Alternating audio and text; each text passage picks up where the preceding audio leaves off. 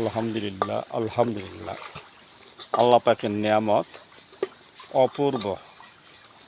সেই শৈশবকাল থেকে দেখতাম গ্রামে গঞ্জে পুষ্কুনি দেখা বললে পুকুর, খাদ বাংলা পুকুর।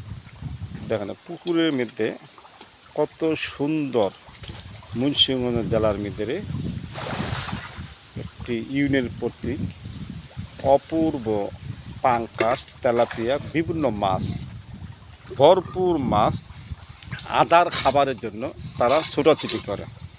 দ্রুত মাছ দৌড়ায়, মাছ দৌড়ালে দেখবেন মাছ সমান থাকে, মাথা মোড়া হয় না, লেজা চিকুনো হয় না। এবং যারা চাষাবাদ করে তারা অনেক ব্যাপকভাবে যত্ন নেন। দেখছেন কীভাবে মাছের টকবক করতেছে আদার খাবারের জন্য, নড়াচড়া করতেছে।